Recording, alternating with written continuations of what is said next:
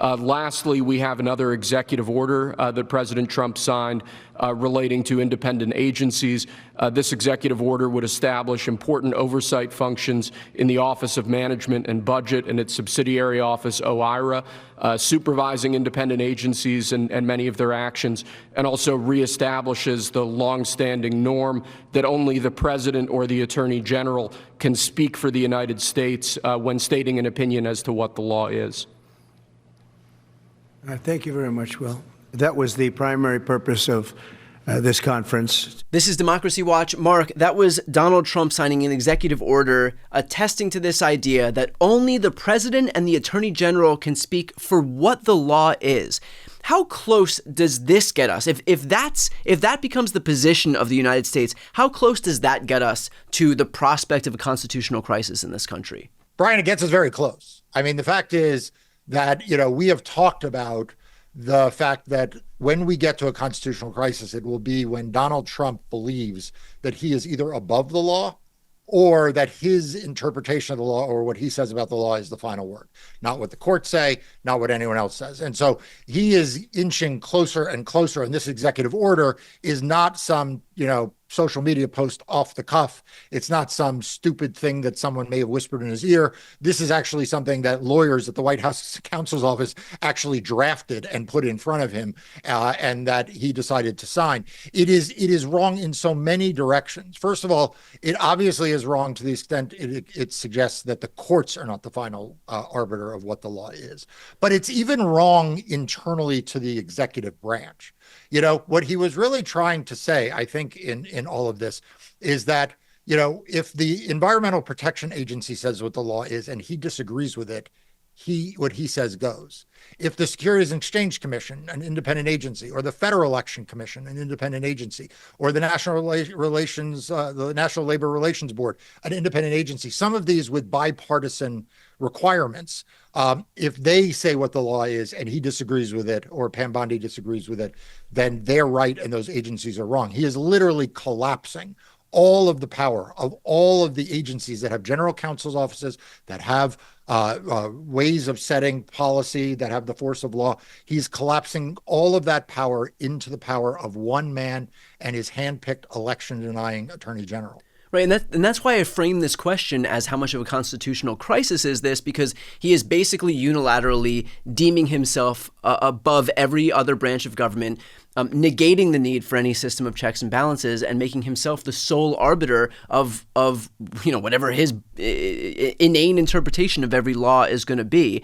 And so what is the danger of him? Look, we've seen a lot of instances where he's come forward and teased this idea that he's a monarch, that he's a dictator, that whatever he says goes, that he can determine that he can't, be held accountable for anything that goes wrong, that he can determine what the law is in every instance. And so we're getting pepperings of this stuff. And the worry for me, at least from my end, is that what he's trying to do by virtue of peppering us with this stuff is just normalize it so that when he does try to really push forward some constitutional crisis, when he does defy a court order, a Supreme Court order, for example, then we've become basically that we've adapted to this idea that it's going to happen and that it has less of an impact when it finally does. Yeah, that is the big worry. And that's the worry I have. It's the worry I keep speaking out about. It's what I write about on Democracy Docket almost every single day, because this is getting normalized. The Overton window, we can say the Overton window shouldn't shift. The Overton window is shifting. I mean, let's just understand, in this vision of America that he is laying out here, it is worse than he can't be criminally prosecuted, right? Like we've kind of accepted that. The Supreme Court said that. Right. In that sense, it is worse than he is above the law. He can actually decide whether what you, Brian, are doing is against the law. He can decide whether an agency that has set a minimum requirement for clean water, he can decide that what they say is wrong and that he can unilaterally say what that is. He could say that that is one rule of water purity in one community and a different level of water purity in another community, because whatever he says is automatically the law. Yeah. And so it's not just that he seeks to escape the requirements of the law for himself. He seeks to subject the rest of America to what he thinks the law is. And that is really the definition of a despot. You have been covering this extensively on Democracy Docket. Highly recommend for everybody watching right now, if you are not yet signed up, please support fearless, independent media and support Marc and his team. I'll put the link to Democracy Docket right here on the screen and also in the post description of this video. Marc, as far as more broadly, look, people are going to watch this. And I think that a lot of the people who are watching this series right now, who are watching this episode right now, recognize the threats that are facing us. What do you say to those people who see this kind of thing unfolding in real time?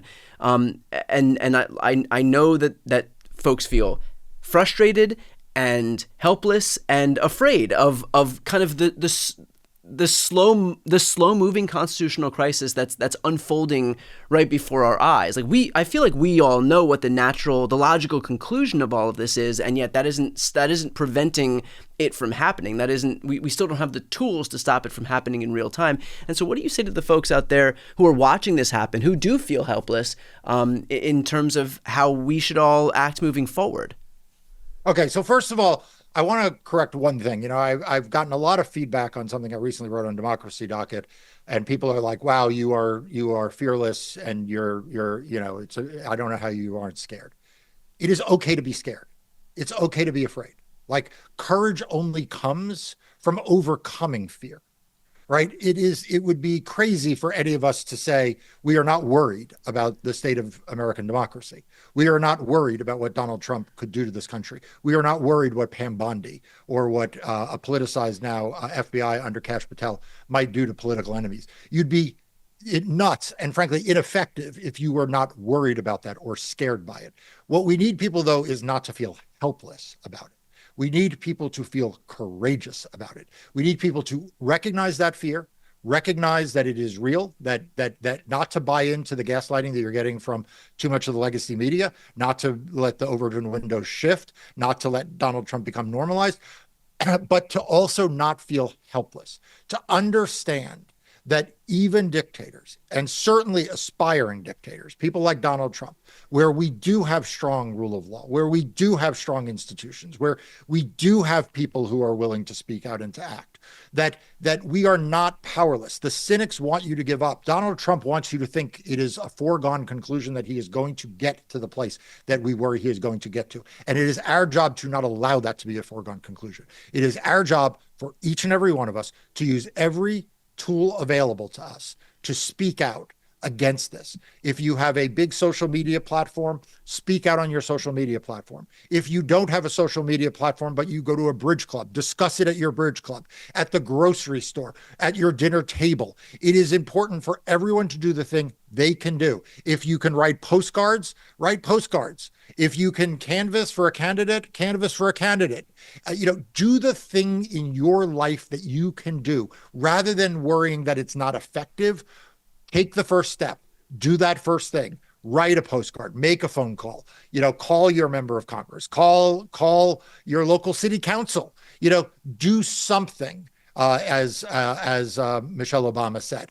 But don't be paralyzed by the fact that you can't solve it all by yourself. If we all play our part and we all do our role, then we will be able to defeat what Donald Trump is trying to bring to this country.